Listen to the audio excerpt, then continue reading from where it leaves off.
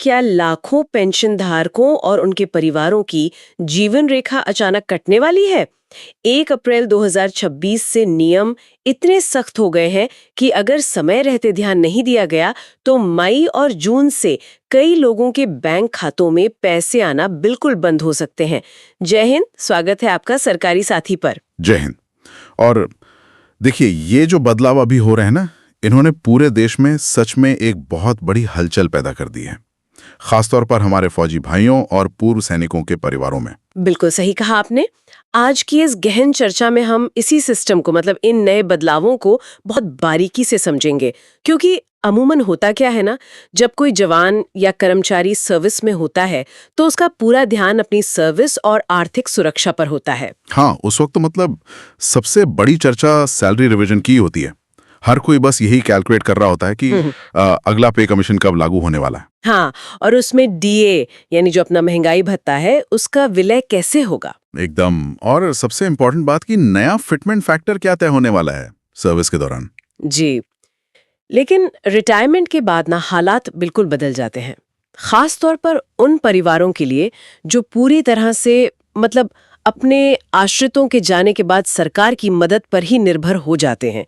उनके लिए पेंशन सिर्फ कोई सरकारी फंड नहीं है। हाँ, वो तो उनकी पूरी की पूरी जीवन रेखा बन जाती है। बिल्कुल, जैसे सर्विस कर रहे इंसान के लिए हर महीने मिलने वाली तनख्वाह, भत्ते और बेसिक पे अहमियत रखते हैं ना, वैसे ही एक बुजुर्ग या पूर्व सैनिक की विधवा के लिए पेंशन ही सम्मानजनक आजीविका का इकलौता सहारा होती है। सही बात है। भत्तों और बेसिक पे की तरह ही पेंशन भी अर्थतंत्र का एक बहुत बड़ा हिस्सा है।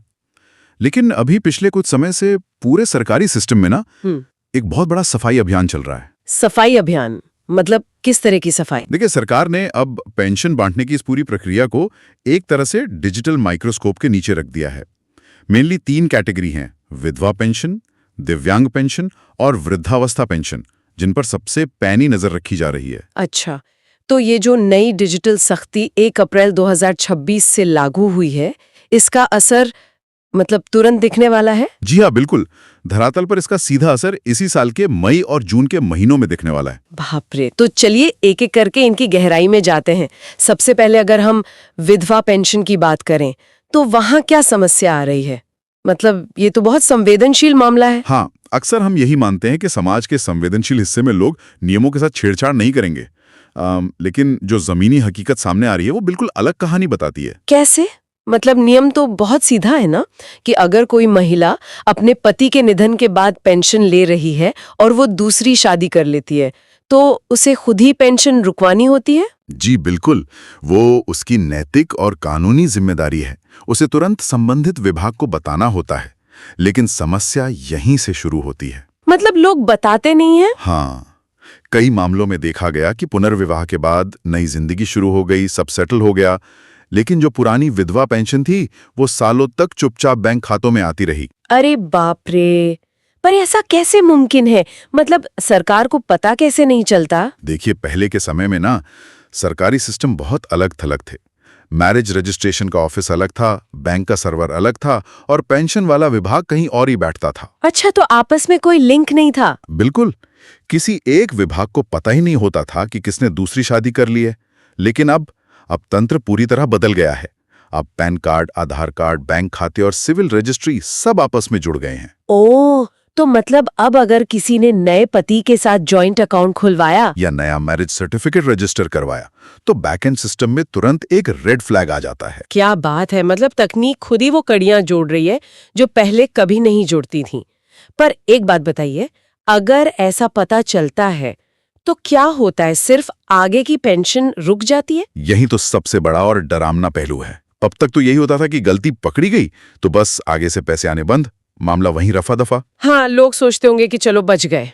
लेकिन अब सरकार ने रिकवरी यानी वसूली का एक बहुत सख्त चक्रव्यूह रच दिया है। सिस्टम बाकायदा उस सटीक तारीख की गणना कर रहा है जिस दिन दूसरी शादी हुई थी। और उस तारीख के बाद से मतलब जितना भी पैसा लिया गया है। जी हाँ, जितने भी महीने या साल तक गलत तरीके से पेंशन का पैसा लिया गया है ना, उस पूरी रकम की पाई पाई वसूली जा रही है। बाप रे, पाई पाई की वसूली, ये तो बहुत सख्त कदम है। बिल्कुल। और रिकवरी की ये प्रक्रिया बहुत निर्मम होती है। अगर कोई ये सोचे कि भाई पैसा तो खर्च हो गया, अब मैं वापस नहीं करूंगा, तो उसके खिलाफ सीधे क्रिमिनल केस दर्ज हो रहा है। अच्छा। क्रिमिनल कार्रवाई, हाँ, बैंक खाते फ्रीज किए जा सकते हैं और मतलब प्रॉपर्टी कुर्क करने तक की नौबत आ सकती है। सही भी है एक तरह से, क्योंकि जो पैसा ऐसे गलत खातों में जा रहा था वो असल में किसी जरूरतमंद का हक था ना। जब सिस्टम पर ऐसा बोझ पड़ता है तो असली हकदारों को उनका पूरा फायदा नहीं मिल पाता। ये जानकारी हमारे सभी कर्मचारियों और फौजी भाइयों के लिए बहुत जरूरी है दोस्तों। ऐसी सटीक अपडेट्स के लिए सरकारी साथी को अभी सब्सक्राइब कर लीजिए। बिल्कुल, लोगों को जागरूक होना ही पड़ेगा। अच्छा, अब अगर हम दूसरी कैटेगरी की तरफ बढ़ें, मतलब दिव्यांग या डिसेबिलिटी पेंशन की तरफ, वहां क्या चल रहा है? अरे वहां का फर्जीवाड़ा तो विधवा पेंशन से भी ज्यादा जटिल और सुनियोजित है। मतलब सुन के हैरानी होती है। ऐसा क्या कर रहे हैं लोग? डिसेबिलिटी पेंशन तो मेडिकल सर्टिफिकेट पर टिकी होती है ना। नियम तो स्पष्ट है कि सरकारी मेडिकल बोर्ड से 40% की डिसेबिलिटी होनी चाहिए। जी, कम से कम 40%। लेकिन बीते कुछ सालों में ना एक पूरा गिरोह सक्रिय रहा है। लोगों ने क्या किया कि मामूली चोटों या अस्थायी बीमारियों पर फर्जी सर्टिफिकेट बनवा लिया। अस्थायी बीमारी मतलब? जैसे कि कोई ऐसा फ्रैक्चर हो गया जो प्लास्टर बंधने के बाद 2-3 महीने में पूरी तरह ठीक हो जाता, लेकिन उन्होंने सेटिंग करके उसे स्थायी 40% की डिसेबिलिटी दिखा दिया। अरे बाप रे! तो मतलब वो लोग शारीरिक रूप से बिल्कुल ठीक हैं, सामान्य जीवन जी रहे हैं, लेकिन फाइलों में आज भी दिव्यांग हैं। बिल्कुल, और हर महीने खजाने से मजे से पेंशन उठा रहे हैं। ये तो मतलब सरासर धोखा है। अगर इसे हम फौज या किसी महकमे के नजरिए से देखें तो ये बिल्कुल वैसा ही हो गया जैसे कोई कर्मचारी आराम से किसी सेफ डेस्क जॉब पर बैठा हो, लेकिन कागजों में हेरफेर करके किसी हाई एल्टीट्यूड या जोखिम वाले इलाके का विशेष अलाउंस क्लेम कर ले। बहुत ही शानदार और सटीक उदाहरण दिया है आपने। देखिए, भत्ते और अलाउंस हमेशा किसी खास जोखिम या शारीरिक मेहनत के लिए दिए जाते हैं। बिना ड्यूटी के अलाउंस लेना या बिना वास्तविक अक्षमता के दिव्यांग पेंशन लेना, एकदम, ये दोनों ही न सिर्फ अनैतिक हैं बल्कि गंभीर आर्थिक अपराध हैं।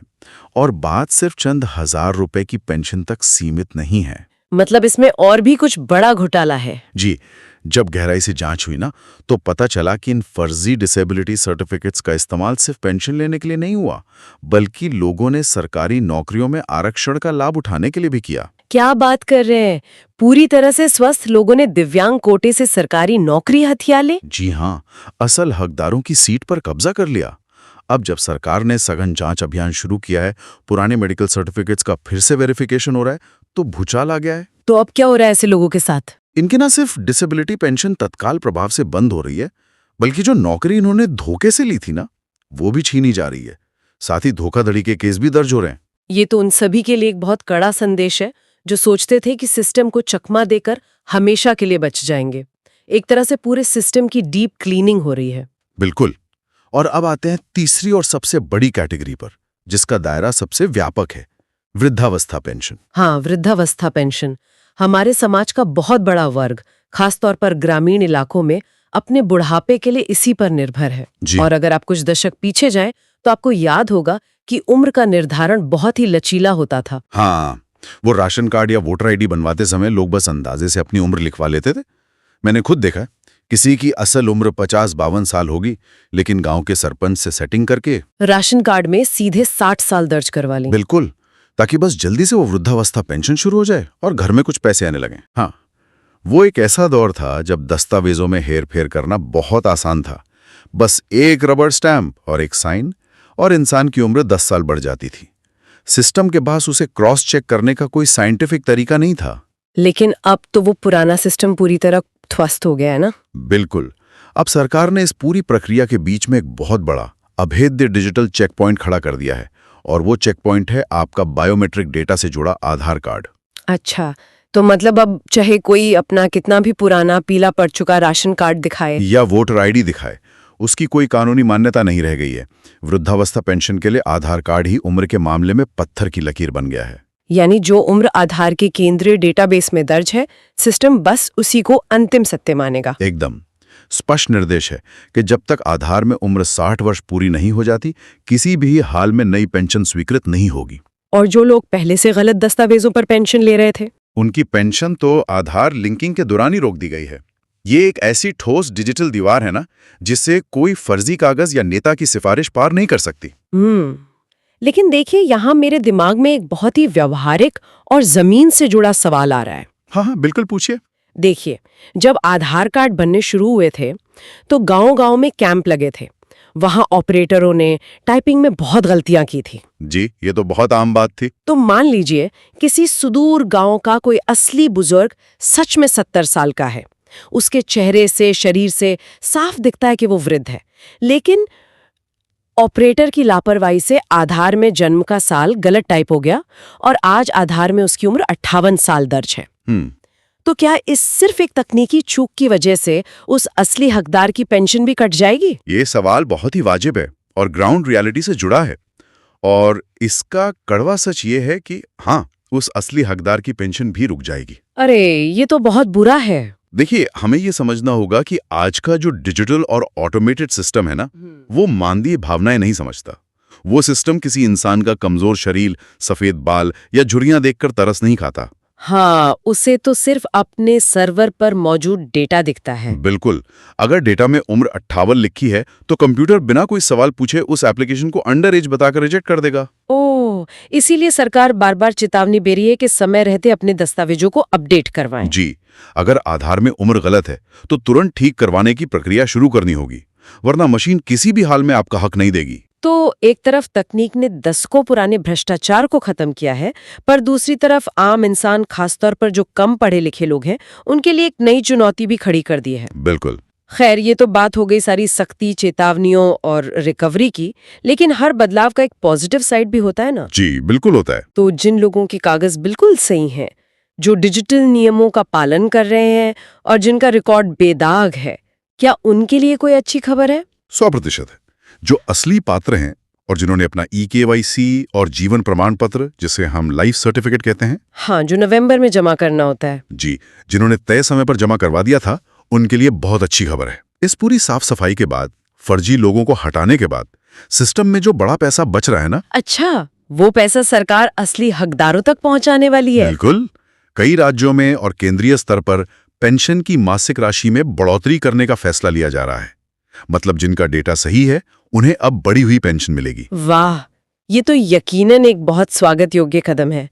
लेकिन पेंशन की राशि को लेकर एक बहुत बड़ी विसंगति हमेशा से चर्चा में रही है। आप अलग-अलग राज्यों के ढांचे की बात कर रही हैं? हाँ, अगर हम देखें तो कहीं पेंशन 1000 रुपए है, कहीं 1500 रुपए, तो कहीं 1800 रुपए।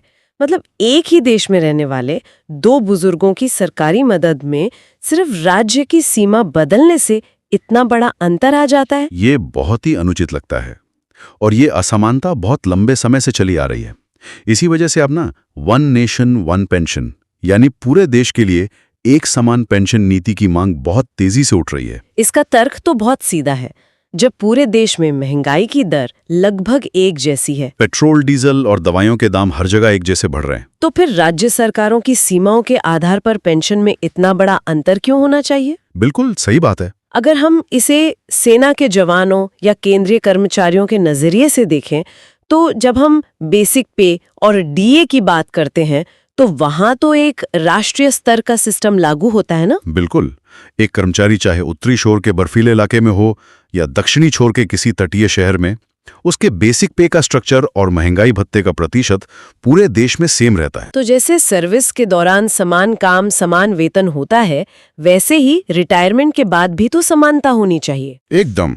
अगर दो फौजी भाई एक ही बंकर में देश की रक्षा कर रहे हैं, तो रिटायरमेंट के बाद सिर्फ इसलिए उनकी पेंशन में भारी अंतर नहीं होना चाहिए कि वे अलग-अलग राज्यों से आते हैं। बहुत ही दिल को छू लेने वाली बात कही आपने। वन नेशन वन पेंशन का मकसद ही यही है कि पूरे देश में बिना भेदभाव के एक सम्मानजनक राशि तय हो। आज के समय में 1000 या 1500 रुपए में तो महीने भर की दवाइयां तक नहीं आती। सही कह रही हैं। जीवन चलाना तो बहुत दूर की बात है। अगर ये राष्ट्रीय नीति लागू हो गई तो करोड़ों लोगों के लिए ये एक बहुत बड़ी आर्थिक और मानसिक राहत होगी। बिल्कुल। अच्छा, अब उस सबसे अहम बिंदु पर आते हैं जो इस वक्त लोगों के लिए सबसे बड़ा सिरदर्द बना हुआ है। हाँ, बताइए। मान लीजिए कोई व्यक्ति पूरी तरह से पात्र है, उम्र भी सही है, लेकिन अचानक मोबाइल पर मैसेज आता है कि तकनीकी कारणों से पेंशन रोक दी गई है। तो ऐसी स्थिति में उस इंसान को घबराने के बजाय सबसे पहले क्या करना चाहिए? फर्जीवाड़ा नहीं है, तो फिर क्या है? वो है दस्तावेजों में नाम की स्पेलिंग का मिसमैच होना।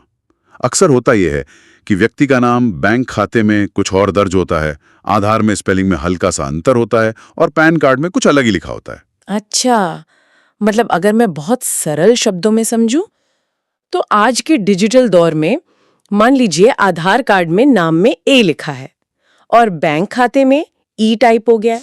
बस ये महज एक अक्षर का अंतर उस व्यक्ति और उसकी पेंशन के बीच एक लोहे की दीवार बन जाता है। मतलब सर्वर को नहीं पता कि राकेश और रकेश एक ही इंसान है? बिल्कुल नहीं, मशीन सिर्फ स्पेलिंग के अक्षरों का मिलान करती है। जहां भी जरा सा अंतर दिखा, लेन देन तुरंत ब्लॉक। बाप रे। लेकिन एक बहुत बड़ी गलतफहमी है जो लोगों में आज भी है। पुराने जमाने में अगर पेंशन में अड़चन आती थी तो लोग गांव के सरपंच या प्रधान के पास चले जाते थे। हाँ, वो अपने लेटर हेड पे लिख कर दे देते थे कि मैंने जानता हूं, इनकी पेंशन चालू कर दी जाए। और सरकारी बाबू लोग उसी आधार पे फाइल आगे बढ़ा देते थे। लेकिन आज के इस डिजिटल युग में ना, उस पुरानी गवाही या सिफारिश की कोई अहमियत नहीं बची है, एकदम शून्य। मतलब कोई काम नहीं आएगी वो पर्ची? बिल्कुल नहीं। डिजिटल सर्वर किसी विधायक या सरपंच की पर्ची नहीं पढ़ सकता। अगर डेटा 100% मैच नहीं कर रहा तो कोई बड़ा अधिकारी भी सिस्टम को बाईपास नहीं कर सकता। तो फिर समाधान क्या है? इंसान जाए कहाँ? इसका एकमात्र समाधान है कि पेंशन धारकों को अपने नजदीकी ई-मित्र, सीएससी या तहसील कार्यालय जाना होगा। वहां पोर्टल पर चेक करवाना होगा कि सिस्टम ने कौन सा विशिष्ट एरर कोड बताया है। मतलब जब बीमारी का सही पता चलेगा तभी इलाज हो सकेगा। अगर कोड बताता है कि नाम में गलती है तो क्या करना होगा? तो सभी दस्तावेजों में एक रूपता यानी यूनिफॉर्मिटी लानी होगी। जो स्पेलिंग आधार में है, हूबहू वही बैंक और पैन कार्ड में होनी चाहिए। समझ गई। और बैंक खाते को लेके भी तो कोई तकनीकी पेंच है ना? जी, बहुत बड़ा पेच है। कई लोगों के खाते एक्टिव तो हैं, पर उनमें आधार कार्ड लिंक नहीं है या फिर मोबाइल नंबर जुड़ा हुआ नहीं है। तो उससे क्या होता है? जब तक आधार लिंक नहीं होगा, डीबीटी का पैसा खाते में लैंड ही नहीं करेगा, बीच में ही अटक जाएगा। और अगर मोबाइल नंबर नहीं जुड़ा है तो पैसा रुकने का एसएमएस ही नहीं आएगा। परिवार बस बैंक के चक्कर काटता रह जाएगा। यानी अब हर पेंशन धारक को थोड़ा बहुत डिजिटल साक्षर तो होना ही पड़ेगा। बिल्कुल, जागरूक होना बहुत जरूरी है। तो अब हम इस गहन चर्चा के बिल्कुल आखिरी पड़ाव पर पहुंच चुके हैं। आज हमने रिकवरी के सख्त नियम, फिटमेंट फैक्टर, बेसिक पे के साथ पेंशन के महत्व और इन डिजिटल चेक पॉइंट्स पर विस्तार से बात की। पर मेरे मन में ना एक बहुत गहरा विचार आ रहा है। अच्छा, क्या विचार है वो? देखिए, एक समय था जब हमारे समाज में इंसान की पहचान किसी दूसरे इंसान की गवाही से तय होती थी। जी सरपंच कह देता था कि ये हकदार है तो व्यवस्था मान लेती थी। जी। लेकिन आज एक छोटी सी माइक्रोचिप वाला प्लास्टिक का कार्ड यानी हमारा आधार कार्ड ये तय कर रहा है कि हम सरकार की मदद पाने के हकदार हैं या नहीं। इसमें कोई शक नहीं कि इस डिजिटल व्यवस्था ने बिचौलियों का पूरी तरह से सफाया कर दिया है। ये बात 100% सच है। फर्जीवाड़े का वो पुराना मॉडल अब हमेशा के लिए खत्म हो गया है। हाँ, लेकिन एक बहुत गंभीर सवाल भी खड़ा होता है।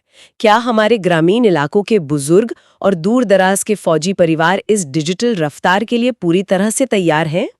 जब किसी असली हकदार की जीवन रेखा सिर्फ एक कीबोर्ड की छोटी सी टाइपिंग मिस्टेक की वजह से कट जाती है, तो क्या हमारा आधुनिक सिस्टम इतना संवेदनशील है कि वो उस परेशान इंसान का हाथ पकड़कर सही रास्ता दिखा सके? ये बहुत ही ज्वलन सवाल है। क्या उसे सिर्फ एक बेजान मशीनी एरर कोड बताकर महीनों तक दफ्तरों के धक्के खाने के लिए अकेला छोड़ दिया जाएगा? बिल्कुल। तकनीकी अपग्रेडेशन समय की मांग है, पर इसके पीछे का जो मानवीय चेहरा है वो कभी नहीं खोना चाहिए। जब तक डिजिटल सिस्टम के साथ एक आसान शिकायत निवारण तंत्र नहीं बनता, तब तक बदलाव का असली फायदा समाज के अंतिम व्यक्ति तक नहीं पहुंचेगा। बिल्कुल सही निष्कर्ष निकाला है आपने।